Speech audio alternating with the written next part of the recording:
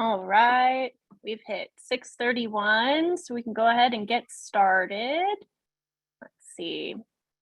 Hi, everyone. Nice to see you all, see your names. I see a lot of familiar names on the attendee list, but for those of you that I haven't met yet, I'm one of Summit's trainers, Shelby. I'm really excited to welcome you to our dog training demo event in honor of Unleash Your Love. Our virtual giving event is happening now through May 5th, so be sure to check out our website for more information.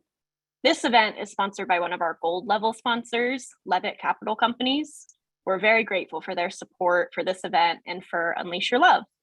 Our sponsors help make it possible for us to create life-changing partnerships between people and dogs, and you'll be meeting two of those dogs today. Joining us is Summit trainer Lindy with two of our service dogs in training, Lando and Leroy. If all continues to go well, Lando and Leroy will be placed as mobility assistance dogs this year. Today, the L brothers are going to show us some of their skills that they've been working on that you can use for your pet dogs at home. They'll also be showing off some of their favorite enrichment toys, which they think that your dogs will love too. If you have any questions for Lindy or for myself, feel free to use the Q&A button down at the bottom of your screen, and I'll answer questions as they come in, and we'll also share some of the questions at the end of Lindy's demo. So now I'll hand things off to Lindy so that she can show off our dogs and hopefully teach you something new to help improve your relationship with your own dogs. Take it away, Lindy. All right, so the dogs tonight, I have Leroy here to start us off, and Lando, they are raring to go. So tonight we're going to be showing you how to do a behavior called fix. We're going to work on a behavior called roll and a behavior called visit. And I'm hoping that you all will like these for your own personal pet dogs. And if you are wanting to, go get some of their treats and play along with us here. They'll go kind of fast, but yeah, it might be worth trying along too. And then let us know how it goes. So the first behavior we're going to show tonight is the behavior we call fix. And that's when a dog gets their leash entangled into behind their legs. Leroy. So it might look something like this, where we're walking along. Oh, he just did it for us. But we're walking along and the leash goes behind the dog's legs. And then I see so many people, have to bend down, which isn't such a big deal, for most, but you bend down, have to fix the leash, untangle it from their legs. But guess what? There's a super duper easy way to train this, and it's fun. And oftentimes I find that once the dog learns this behavior, you don't even have to cue it. Anytime the leash kind of touches behind their legs, they kind of automatically fix. So you kind of run out of having that problem. So it's a pretty cool behavior. And I find that when I use it out in public, people are always like, oh, that's super cool. Guess what? It's really easy to train. So we'll start off. Leroy kind of already did a demo for you of what that looks like, but we'll show you again. So ideally, if we're walking, and it's not a setup, right? So the leash would be caught behind their leg. We would say fix. Other leg, there, yes. And I'm going to tell him he did a good job, and I'm going to give him a treat. Just a reminder, if you're new to our training, when I say yes, that just means the dog did the correct behavior, and I'm going to give him a treat for doing a job well done. We call this positive reinforcement training. Okay, so that was the demo. Now, and what we would want it to look like. So how do you train this? I might have to adjust you all a couple of times so we can get a best view. All right, so I'm using Leroy because he has these pretty flashy paws here. Hopefully you can see really well. So I'm going to start this without even having, you just need a standard leash, and it doesn't need to be attached to the dog right away. You're just going to get them used to the sensation of the leash behind their legs. So I just start this kind of like you would start with jump rope and just kind of slide it under their leg like that. When they go to lift up, yes, you can tell them they did a good job. You could say good dog and give them a treat, or yes and give them a treat. Yes. It's kind of just like jumping rope, right? For the dog. Yes. And if you wanted to do it with the back legs, because sometimes those back legs get tangled too, right? He might demo better if he's new to this. I'm going to do the same thing. So I have my leash, just make kind of a U, put it around their leg. Yes. And you're marking as their leg goes up. Some dogs might be a little bit resistant to it at first. He knows this behavior, right? It's been trained. So I might try Lando to see if he's a little bit more resistant because he doesn't know. And that would just look like where the dog's not lifting up their leg. That's okay. You're just going to hold the leash there. Leroy, here, buddy. Leroy, here. Yes, good job. So you would just hold the leash right behind their leg until they lift. And you would just be patient, and right when they lift, yes, or good dog, and that's when you'd give them their treat. Okay, so once you're done starting nice and low like that, then you can start going a little higher. So there's this little pad right here behind their leg. I think that's called the carpal pad. And you're gonna go about to that carpal pad and same thing. Yes, you're just gonna make, use a little bit of pressure. You don't have to use a lot at all. It's just a sensation for them. Yes.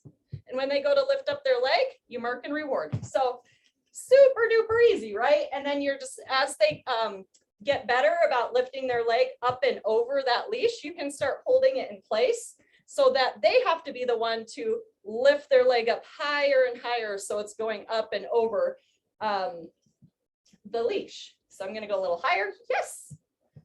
Good boy. And a little higher, maybe almost to his elbow.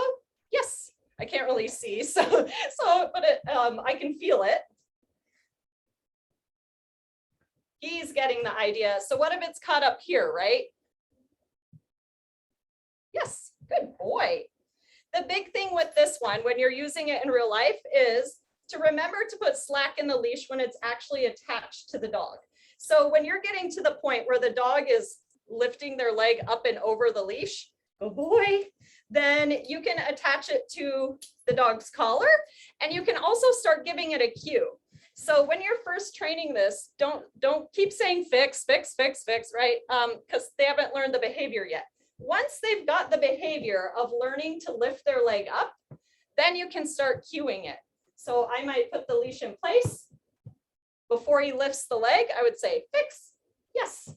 And then as he does the behavior, he'll anticipate doing that behavior because we've repeated it. And he'll learn that fix, as you repeat it, means do that lifty leg thing over the leash. Fix, yes. What a good boy. All right. So easy peasy. Good boy. Okay, I'm gonna get Lando, and we'll try doing back legs.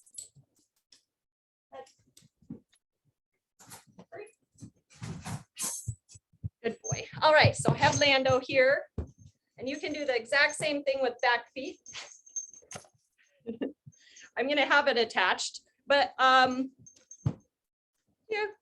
we'll see how it goes with it attached here. You can also detach it too. He has an itch. You guys see? I hope so. Yes. So there, he's not really used to having the leash, having to do a fix. Trying to get him lined up here so y'all can see.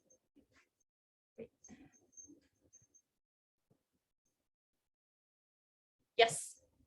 So there's what it might look like with the dog who's brand new to this sensation and not used to it. They might wait it out. Here. Good boy.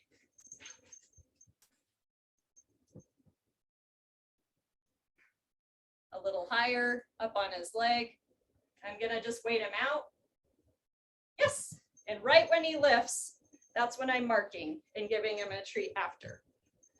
So I'll do it on this side. Here. Using my hand target to get him in place. A little higher. Yes, there we go, good boy.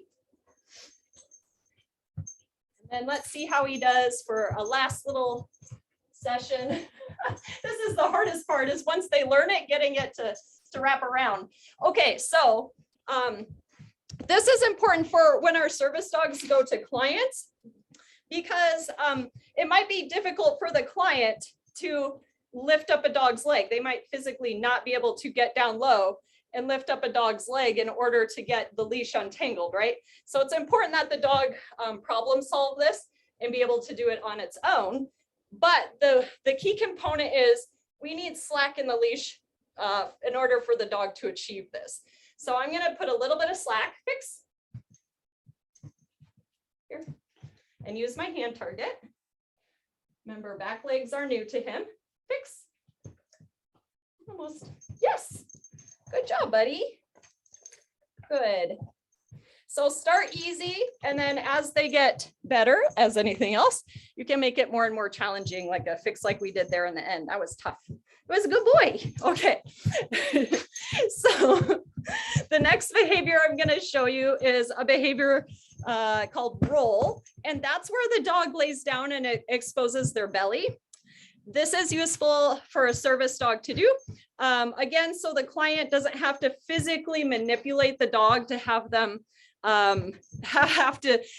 lay down and physically roll them onto their back to examine their belly. So this is a great one used in like husbandry behavior, which means just like making sure the dog is healthy and their skin, it looks good and everything. You're very active. And so anyways, it's a good way to check out the dog. Plus it looks super cute. So neither of these boys have it on super duper cute, but again, the ultimate goal is what we're going for is laying down and rolling on their back and exposing their belly. Kind of like with dogs who like to present their belly for belly scratches. I'm going to show you this via luring the dog with food. This could also be taught by capturing too. So if you have a dog that really does like belly scratches, you could go in, try to scratch their belly, and as they kind of lay down and open up, you just mark yes and give them a treat. And that works pretty well too. All right, Lando. Okay, so to lure the dog to do this, I have treats in both of my hands. So there we go, treats in both hands. And I start with the dog facing me, and I'm gonna unleash him so that doesn't get tangled. Okay, bring this down. So treats in both hands. And keep in mind, your dog will like to roll on one side more than their other side to begin with. So start with the side that's easier for them. So we're gonna check and see what side Lando readily rolls his hip onto more easily. Yes, so he rolled pretty well that way. Now let's try the other direction. And what I'm doing, notice I'm keeping the food right at the nose. And then you can also do overhead like this too. Do whatever is kind of easiest for you. It can be a little awkward at first, but you're aiming towards their shoulder, not too high, just enough to cause them to roll. So that side seemed pretty easy for him to roll onto too. Oh, good boy, yes. So he's offering this pretty readily. Let's see how he does back on the other side. Oh, he does both sides pretty well. But again, check with your dog. Just keep that food right at their nose and check with them. And most dogs will have a preferred side they like to roll one hip on versus the other. Okay, so next thing, I'm gonna do over his head. So kind of like bringing my arm just over his head while he's facing me, and I'm pulling it towards his shoulder. Yes, good boy. Yes, and I'm saying yes when I see his chest. Yes, and now I'm seeing more belly. Yes, good boy. Good boy. All right, so I'm gonna do this a few times. I still have food in my hand. I'm just getting the behavior. Yes. Oh, you did a full rollover there. If you wanted to do a full rollover, it's the similar motion. We just prefer not to do the full roll because we use this again as an exam sort of behavior and a grooming behavior. So if I wanted to check out his belly or brush him here, then I could say roll, and he would eventually hold it for a duration of time while I was able to look and brush him. But we're not quite there yet. But he is getting pretty well. He's kind of rolling more than I want him to. I don't, again, want a full rollover, but it's the same sort of thing. Okay, during this time, I'm just feeding him. So I say yes, I give him the food from my hand. Another thing with the roll is you have multiple treats in your hand. So if you want him to kind of stay in this position of rolling and rolling. Good boy. And I'm just releasing them as he stays in position, because some dogs have to build the muscle in order to be able to do this behavior. Not all dogs can physically do this behavior. Some can kind of flop on their side, but if they're not in shape, it can be really challenging for the dog to fully roll over. So you want to build this up over time if you're seeing that your dog's having a hard time doing a roll or kicking those back legs over. Sometimes you'll see a challenge with that. Okay, so the next step for this is getting the food out of the hand. So far I've been using lots of treats. Now I'm going to use my fake treat hand. I'm going to do the exact same motion, but no treats in my hand. Leroy bed. Good boy. Okay, so no treats in my hand. And I'm just doing the exact same motion. Yes. And I'm marking, and then I'm getting the treat. Doing the same motion. Yes. Marking, then giving the treat. So we don't stick with food in our hand forever, because eventually we don't want food to be part of it. We just want this on verbal cue. So he's giving me a good sort of behavior of rolling on his back and exposing his belly. So one of my next steps might be to introduce the cue roll. So I might say roll, pause, do the hand signal. Yes. There you go. Roll. Yes. Good. Roll. Almost. Yes. Good. Okay, so there would be my next step. I'm pausing. This is an important part. I'm pausing just a little bit in order to see if he is going to anticipate what I wanted next, which is offering to roll over. So, and if he did that, I would definitely mark. Because if we're going to verbal only, which our service dogs, we all want them to have their cues on verbal only without hand signals, just in the event our client can't use hand signals. So anyways, in order to get verbal only, where I just say roll, I just have to be a little patient and keep repeating and trusting this process of saying roll, pause, waiting for him to offer it, roll. Yes. And if you trust it, it will come. So that was pretty good. Good job, buddy. All right, we're gonna try. Let's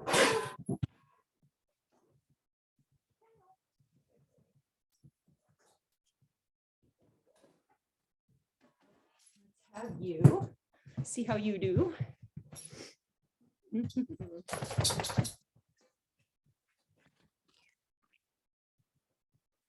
Okay. So I think Leroy has a preferred side. And notice I'm not giving him the cue because I don't know if he knows this full behavior yet. It doesn't help if I'm like roll, roll, roll, right? He doesn't know the behavior yet. So it's no use using your cue yet until he actually can physically do the behavior. Good. In this position, I'm just feeding him those multiple treats. And he definitely has a preferred side. He likes to roll too. That's fine. We'll try this side. See how when I tried to go over his head to go do the other side, he's like, nope, that's hard. But if you have a new dog, you just wait them out to kind of tuck their hip. There he goes. Yes. So that's your very first step in training this behavior, is just a hip tuck. Yes. Yes. And again, keep those treats right at the nose and aim for their shoulder. If you go up too high, they might not use these back legs and kick them over. So you don't want to go too high, or they might give up.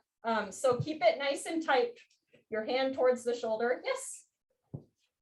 Yes, there we go. Good job. Good job. So that was a good demo for a dog who's newer to roll. Very good. Okay. Nice job, buddy. I'm gonna put him on. Okay. And then our last behavior that I'm gonna show you. Sorry, got to move around a little bit so y'all can see. Okay, the next behavior we're gonna work on is called visit. And visit is a cue we use for the dog to rest their chin on our lap. So this is nice for a client because it gives client easy access to the dog's collar. Visit. So I can easily reach the collar. So it works great if the person's in a distracting situation. Maybe the dog's looking off into the distance at another person or another dog or who knows what, right? You could say visit and the dog turns around and rests their chin on your lap. So you have good eye contact there and you have physical eye contact. Another great reason to train this behavior is it's really cute, but it also works great for dogs who sometimes have ear infections or if you need to do ear cleanings or ear exams. So with our clients, again, we want to make it as easy as possible for our clients to be able to examine their dogs and make sure everything is looking healthy. And so in order to do that, we might ask the dog for a visit, and they can just lift an ear for an exam to make sure it's looking okay. Yes, very nice. That was good boy. Okay, so I know a lot of you guys have dogs where you've at some point had to do an ear cleaning. So here we go. I have my ear cleaning solution. I have my cotton balls. I have this out every time I want to train some sort of ear cleaning behavior, but I don't really have to do the ear cleaning at the time. So even when I train visit, I like to have it all out. So the dog doesn't necessarily anticipate they're going to get an ear clean because they can smell this, right? Some of your dogs who've had a lot of ear infections in the past, they know the smell and look of the ear cleaning bottle and they run the other direction. We don't want that in service dogs. We want service dogs that are easy to handle. And if they get an ear infection, we need it to be easy on the client to get them their medication in their ears. So if I'm training this, no matter what, I just like to have it out so it doesn't necessarily tell the dog something bad is going to happen to them. Instead, they're learning, oh, the ear cleaning and the cotton balls come out. That's just part of training. It's just what I see in general. And then at some point I might actually use that in my training. So that's, we'll try with Leroy here and see how he does. The other way, let's see, where did my towel go? Here it is.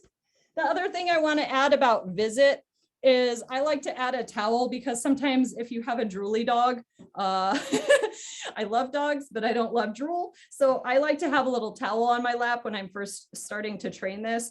And also sometimes it helps to kickstart this behavior by having your towel and just, again, I have my handful of treats here. So I'm kind of luring him or prompting him with some food, and I'm just going to drop treats in my lap. And they're not going to fall through my pants because I have this towel here. Good boy. Good boy. So he's like, this is the best ever, right? Super, super duper easy. The next step might be once he sees this towel come out, he's like, oh, that's the food towel. Yes. So they might start offering just to put their rest their head on your lap. That's when I'm going to mark and reward. Yes, again, and just feed in the lap or feed to the mouth and see if they offer again. Yes. Good boy. His head's up. Let's see if he offers it again. Yes. Good. Yes. That was much faster. Good boy. Yes, good boy.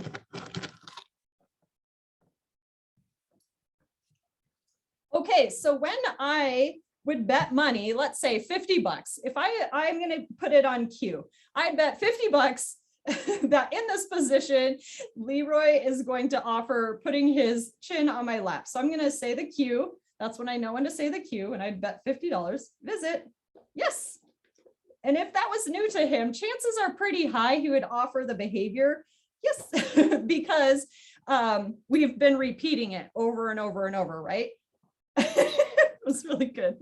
Okay, now I'm going to remove the towel because I don't want the towel to be part of the cue. Visit. Yes. Visit. Yes. Okay. So Leroy's really got it.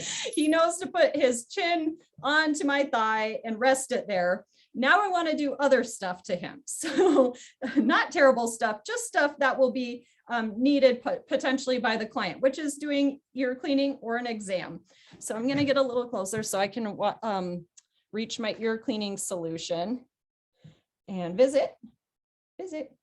And then I'm going to do a touch. Yes. Sometimes when you start reaching over their head, they might start moving a little bit. So move slowly, just kind of gently over their head, or you can kind of start with just petting them too, to let them know this might happen to them while they're resting their head on your lap. Visit. Yes, good boy. And I'm trying to mark while I'm petting. Good, so I'm gonna lift an ear. Yes. Good boy. Visit. Lift the ear. Yes. Good boy. Okay. Visit. Let's do an exam of the ears. Yes. Very good. All right. Now we're going to try adding maybe a fake cotton ball. Visit. Ear lift. So he's wondering, okay, so when I went to touch the cotton ball, he's like, what is that? So he lifted his head. So I'll let him check it out, snip it before I ask him for the cue again. Visit. Yes. So I just touched his ear. So notice how I'm breaking this down into little tiny steps. I'm not going for the whole shebang of trying to put the whole cotton ball and the liquid and everything in his ear. I'm breaking it down into smaller steps than that. So he gets a better understanding of what we're going for. Visit and what's going to happen to him, because most of the time this is an unpleasant thing, right? That happens to dogs. Yes. And I'm only going this fast. I wouldn't expect all dogs to go this fast, but he's kind of learned this, you know, and been through it. So visit. Just wanted to show you guys the progression. So I might put the cotton ball in his ear now. Yes. Good boy. And I just have my treats by the computer on the stand here. So you don't have to have treats on you at all times, but I have them nearby. Visit. Doing some actual cleaning. Yes, very good. Excellent. Very, very good, buddy. All right. Okay, so I think that's all I wanted to say about the visit. We shall go into, unless Shelby, are there any questions about those 3 behaviors? Quick ones, or I'll just keep going. Nope, I think you covered all of the questions already. Okay. We do have one comment that Montana is watching, and he was very excited to hear your voice. Oh, hi, Montana. He's a dog that was in one of my classes. He is now living a happy life as a pet dog. That's nice. He's watching and learning still. But yeah, I think we're ready to move into toys and enrichment. Cool. Okay, so the other thing I wanted to show everybody is what we use to keep our dogs happy and mentally challenged and stimulated when they're in our homes and when they're out at the kennels on the Summit property, and what you all can do with your dogs too. I think probably people are incorporating some of these things, but I hope you get a new thing to add to your dog's collection of items that they might really enjoy. So what I'm going to pull, I have a bin here of items, and one of our top hard chew toys that we trust to leave alone with our dogs for the most part are, this is a brand and it's called Bena Bone, and it comes in different shapes, but our labs love these suckers. So when young dogs need to take out their chewing on something, this is offered. So you can see this one's getting well loved. And then this wishbone type is brand new, but it will soon be well loved too. Leroy approves. So anyways, Bena Bones are great for a hard chew because you want to feel safe when you leave your dog like in a kennel or alone. You know, you want to give them something you feel safe that they're not gonna like swallow whole and choke on. So we like these big Bena Bones. They're kind of like a nylon type of bone, hard chew. Let's see, what else do I have? Okay, Kong. So people know about Kongs, but I don't think they know all the potential for Kongs. And I've seen foster homes are volunteer puppy raisers, which we always need, by the way. So little plug for if you want to be a volunteer puppy raiser, come join us. But volunteers come up with great ways of stuffing the Kongs. So some dogs don't find these so fun. If you were just to buy a Kong from the store and not put anything in it, I think most dogs get pretty bored with it right away. So what you want to do is make this sucker more interesting. And it's nice. It has a funky shape because it starts off easy, right? As they chew it and lick it, it starts off easy getting whatever you put in it. And then eventually it gets smaller and harder to get the more challenging stuff. So it's a really great thing to use for like alone time training is where we like to use it, or crate training. And it just lasts a little bit longer than giving like dogs food just directly in a bowl. So ways you can stuff it. I've seen people put like mushed banana in it, wet dog food. You can layer it with like pumpkin, some of their kibble, wet dog food, some of their kibble, some peanut butter, some of their kibble.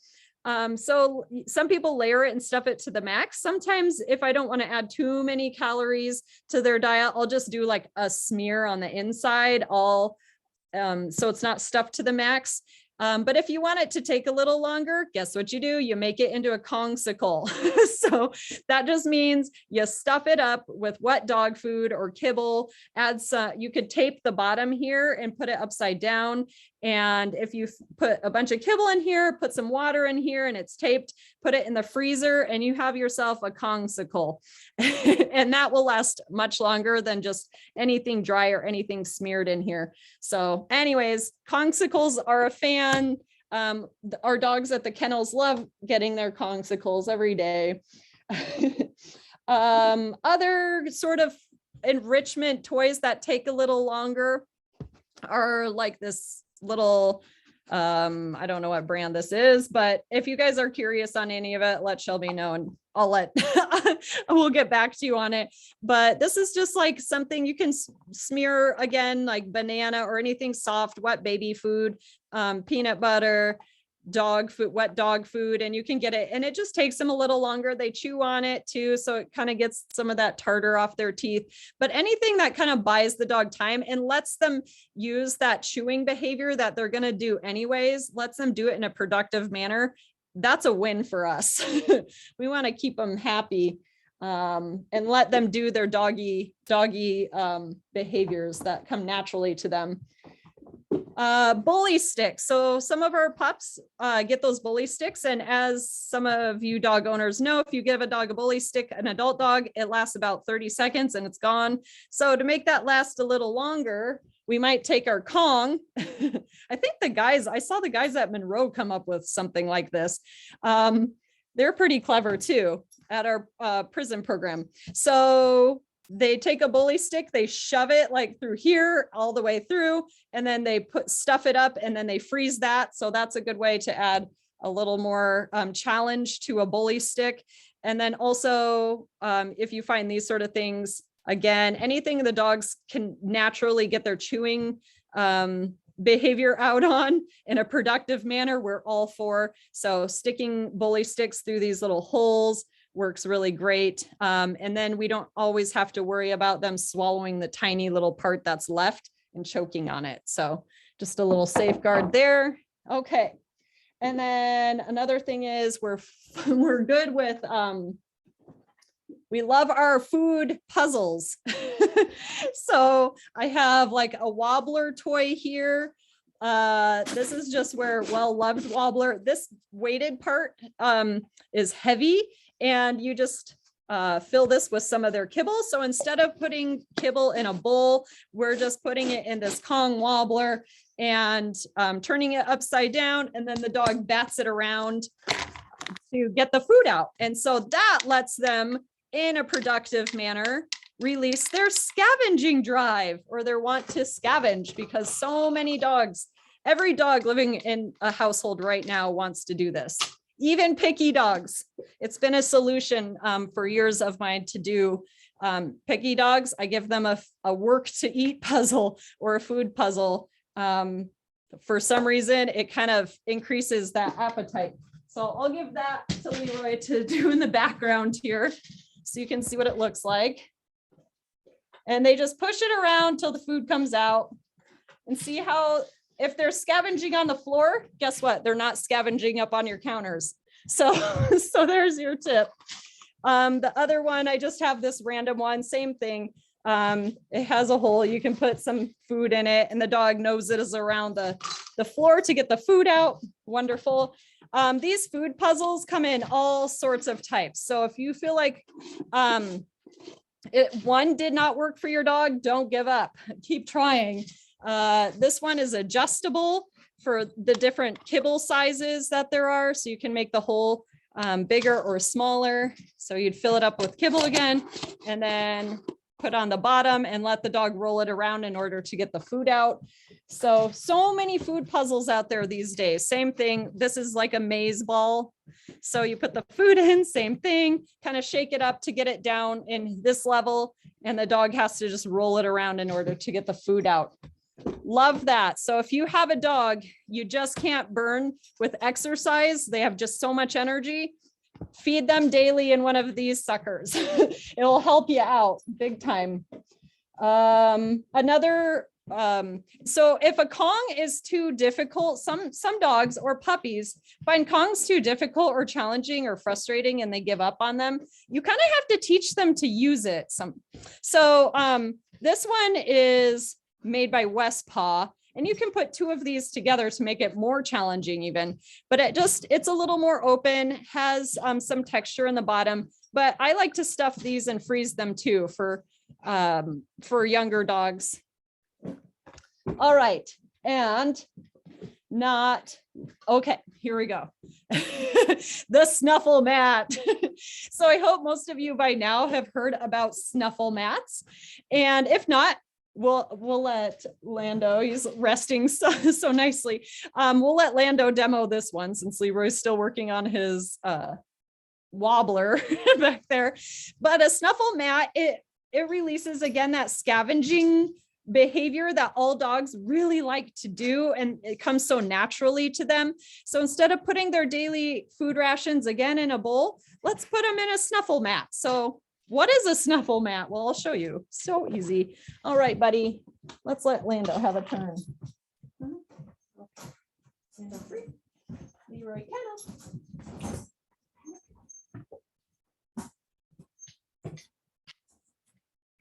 I think it's finished. Okay, so I have my Snuffle Mat. I have my kibble, and that's all I've been using. I'm gonna just sprinkle the kibble in the Snuffle Mat here. Let's face this direction. There we go. And I'm just gonna sprinkle it throughout the Snuffle Mat. And then it's so much fun watching them just rummage around in all the pieces of felt. And so you can go online and you can buy these. This one happens to be machine washable. So very easy to clean. You can also find out lots of directions on how to make homemade ones and make all sorts of colors. It's just pieces of fleece tied to like rubber matting. So they're super fun to make, I think, as well as fun to watch the dog kind of rummage around and find that food. And I'll be quiet just for a blip, and you can hear him really sniffing hard, trying to find each little tiny piece of kibble.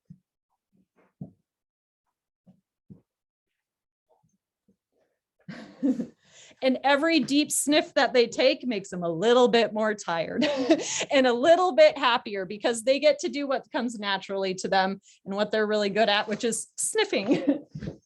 Give them a little more. Lindy, one of the questions that we've gotten is, how do we use puzzle feeders without adding too many calories to our dog's diet? Oh yeah. I think the biggest thing is if it's going to be like a food puzzle, one, use daily kibble rations. So if your dog's super food motivated, like our labs are, we can just use kibble for training.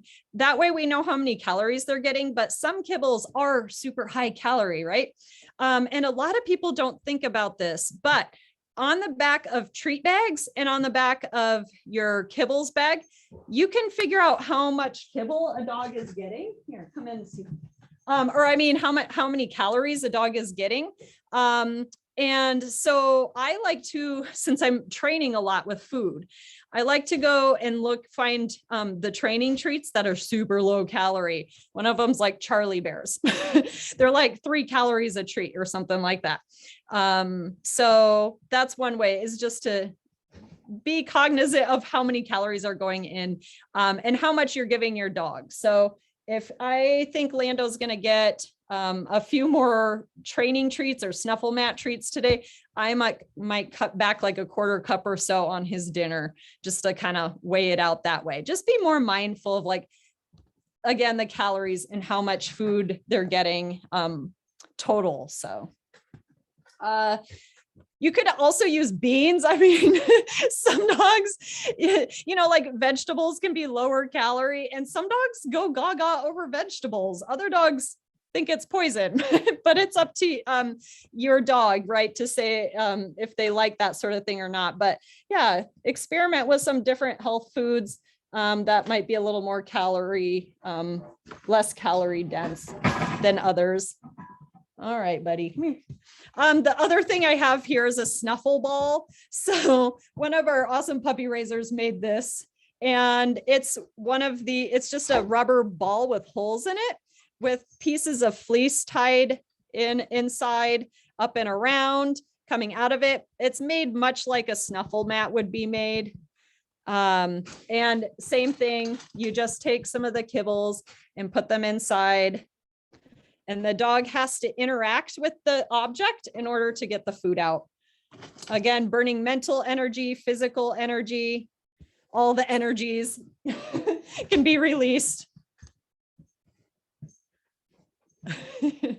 That one's a little more challenging, so that's going to take him some time, which is amazing, right? I'm going to have 2 tired pups by the end of this. A little bit of training, even those simple behaviors. Right when I have the dogs, even if I put them in their kennel or if I put them on a bed, they are conked out. So they look pretty active now, but that I would say little amount of training that I did with you all really is helpful in burning some of that energy. If any of you have some higher energy dogs, training is great for that. And so are these enrichment toys. So good. All right. Thanks, Lindy. Okay, we're hitting 7:15. So we have about 15 minutes for some Q&A. So if you have any questions, feel free to use that Q&A box, and we'll go through those. One of the questions that we have in there right now is, can you truly train older dogs by using these techniques, like what we did with Visit and Fix? Yeah, older dogs love being trained too. I think the key is find something the older dog likes, and then also train something that's not maybe necessarily physically demanding on them. So for instance, I had an older dog come in for training at one point when I did pet dog training, and it had a lot of arthritis in its joints and its paws. And so we tried to keep the idea we came up was just having the dog lay down and nudge a ball into a goal. And it was super fun for the dog. And it was super fun for the humans to watch and train too. So definitely older dogs can learn new tricks, and any tricks, it's never too late, and they fully enjoy it as well. So for sure, it's great for older dogs. Once you start training an older dog as well, you might start to see them actually become more active than they have been in the past, because they're getting that stimulation from you, and more interaction. And sometimes even, so if we had that older dog start laying down and learn that behavior, we might then just have them standing and learning to roll the ball with its nose. And there we're working some muscles too, while it just learns to stand 4 feet on the ground. And then maybe it might turn into a little more activity while it's slowly starting to build muscle and regain a little more movement. So yes, it's great to train older dogs new tricks. Just find something that motivates them. That might be the challenge or not. That brings us to one of our next questions, which is, what if you have a dog that's not treat or food motivated? What else can you use as a motivator or a reinforcer? Yep. So toys are great. And you can definitely use toys as reinforcers. So like we have tons of these fleece tug toys, and you can use play too. Anything your dog kind of enjoys, you can use as a reinforcer, meaning you can use to reward the dog for doing the behavior you wanted. I will say it's just a little more slow in the process of delivering the reward than, food is so convenient of you can say yes and then give them a piece of treat and go right into doing the behavior you were working on again. So it's just a bit slower, but that's okay. Like if your dog loves to play fetch, then use fetch as a training tool, right? So if I'm training, I like to train weave through my legs using a fetch. So I might have my dog just go through my legs and mark it, yes, or go chase the ball or whatever. Go through my legs, yes, go chase the ball. Go through my legs again, maybe 2 times, make it a little harder. Yes, go chase the ball. Same with tug. If they really like tug, you could have them do the behavior, get the behavior, and then tug a little with them. Tug's a little more challenging because you want them to no drop. That might be a whole new session in itself, but yeah, use some toys for a reinforcer, use play with you, interaction with you, praise. Some dogs really, really do love praise, right? Most dogs do actually. So being jolly and jollying yourself up, and you'll find that when you start having fun with your dog, even if you're having kind of a low-key day or you're feeling kind of grumpy, if you start playing with your dog and in a pretend joyful way, chances are you'll end up feeling actually more joyful at the end just because you're practicing having fun, right? And then it turns into real fun. So yeah, praise, toys, play, any of that can definitely be rewarding or used in the place of food. Yeah. Perfect. One of our other questions is, how do we work to wean off of using treats altogether? Oh, that's such a good one. Guess what? I never really do. I never expect the dog to work for free completely, because who goes to a job and does something they wouldn't do naturally without a reason why? Like, I know nobody. So anyways, there's always got to be a motivator for a dog to do something, right? So like rolling over and exposing the belly does not come naturally to a lot of dogs. And if I expected a dog just to do that a million times without any reinforcement, then I would expect that behavior to disappear. However, you can start weaning off the use of a lot of treats. So you can get to the point, if anybody's ever seen canine freestyle, which is like dancing with your dogs to the like higher levels, we know that we can use different strategies and also just reinforcement history of some behaviors that's been rewarded for so long. We can use that to ask the dog multiple behaviors and multiple cues without having to reward them each and every time. So like sit, for instance, I could ask Lando and Leroy to sit really a lot of times before I'd have to reward them. Because they're 2 years old about, so they've had almost since puppyhood, they've had that length of time of being rewarded for sitting, and not even every single time. So those behaviors that they're really good at, that are really easy for them at this point, I'm not going to reward every time. And I can get away with asking them to sit several times, but every now and then I'm still going to give them a reward for doing it, just to make sure that behavior stays around. That's all some of those behaviors require. If it's a more challenging behavior that doesn't come so naturally to the dog, or if it's a new behavior, I'd expect to reward that frequently. Once our service dogs get placed with their handlers, we still work with the handler to figure out a way, if they can't physically, get the dog rewarded in some way. And remember, rewards don't always have to be food. They can come in the form of like, good dog, genuine praise.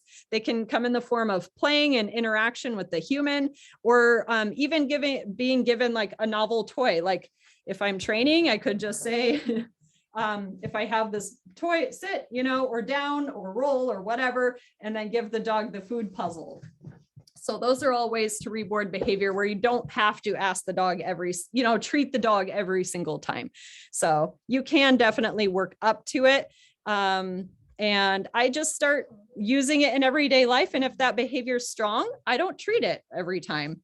If the behavior is slow, if I say, if I ask the dog to down and they kind of look at me and then they finally down, that's not a behavior I'd say is ready to get rid of treats. You might have to work on it a little bit more.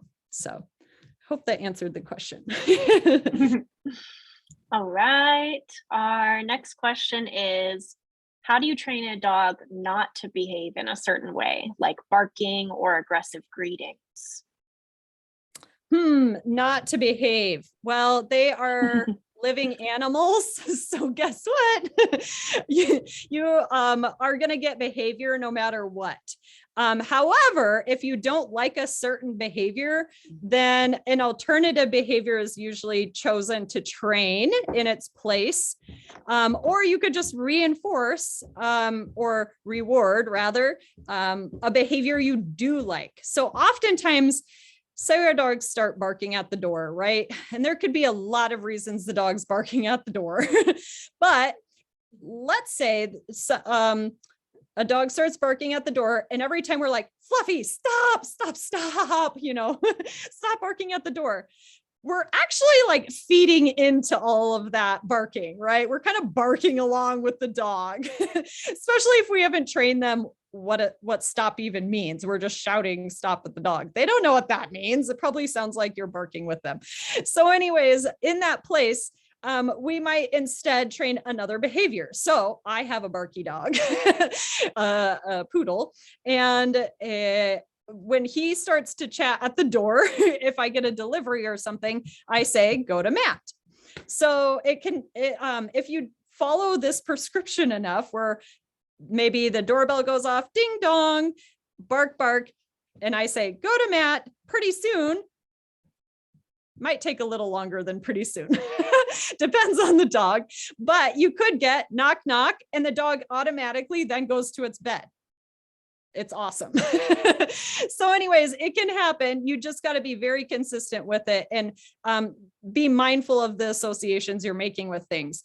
So behaviors like barking, dogs are going to bark. They're built to bark, right? It's at some point they'll open their mouth and vocalizations will come out. But what happens after the barking is how you can help change behavior. And there's other ways too, depending on it. But anyways, try to replace it and reward behaviors that you would rather see. So if somebody would knock on the door, you have a brand new puppy, somebody knocked on the door and your dog did nothing and continued to lay in place, you might say, good dog, right? And give it praise and acknowledge that I like that you're laying there and did nothing. That's fantastic. Keep doing that before the barking even starts. Because what else could this seem like? If a dog's barking and the human joins in, we could accidentally be reinforcing the barking by giving the dog attention too, right? Whereas if dogs are laying around a lot, we tend to not praise them for that. We just leave them alone, which is fine. But also, some of the annoying things like jumping on people and people are like trying to push them off or whatever, that can be reinforcing for a dog. So anyways, try to teach them something else that's more appropriate than jumping. Sometimes easier said than done. Perfect. Okay, and our last question of the night is, let's see, Nancy says, I love the use of visit for ear cleaning. Are there any other behaviors you like to use for care or husbandry? Yeah, I do. I have a favorite. My real favorite, the visit is great, but another way actually, while we're on this topic, is a chin rest. So I love a chin rest, and it's pretty much the same as resting their head on your thigh, but it's in your hand. So the dog just rests their chin on your hand, visit, or chin, sorry. And then that way I can get super duper close and look, the dog's not even flinging their head around or anything. And I can really look in there. And if I needed to, look at that, he's just resting his full weight on my hand. What a good boy you are. And I could really just get that cotton ball saturated in solution and rub his ear. And then also I love a chin rest for vet visits, because it tells the dog, like, it lets them recognize, oh, I know something that's going on. Because every time a dog goes to the vet, they have no idea what's going to happen to it. Probably something icky, right? So I like to work up to doing like chin rest and then touching the dog in some fashion that a vet might do or a vet tech might do. So I do chin rest, and then I might touch down the back, maybe lift the tail, and then give them a treat. Let them know, hey, we really like that still behavior, because it so beats taking a dog to the vet and they're squirming and it's so hard to handle them, right? So it's really nice when a dog recognizes what it's supposed to do and something that it knows. Can you bring your leash?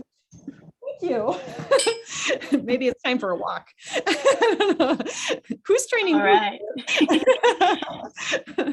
Cool. Thanks, Lindy, for showing us what you're working on in training. And thanks to Lando and Leroy for being good demo dogs. Demo dogs. If anyone has a question that wasn't answered, feel free to reach out to us on our website so that we can get you the information that you need. And if you haven't already, make sure that you register for our next Unleash Your Love virtual event, which is next Wednesday, April 27th.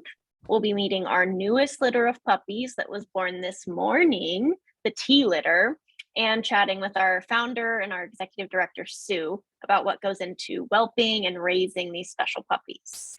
Our Unleash Your Love finale will take place on Thursday, May 5th. So mark your calendars for that. And you can find more information about both of those events on our website or at the link in the chat box. So thanks again for helping us on our mission to create life-changing partnerships between people and dogs. And for those of you who stuck around for the whole time, I have a special surprise. We have our first picture of our brand new litter. Hold that up. Okay. Oh, This is our new 8 puppies, the T litter. We have 5 boys and 3 girls. So if you want to meet them, make sure you tune into our next event next week on April 27th. You can find that link, the registration link, on our CauseFox website. But thank you all for joining. We hope to see you next week and at the finale on May 5th. hey, thank you.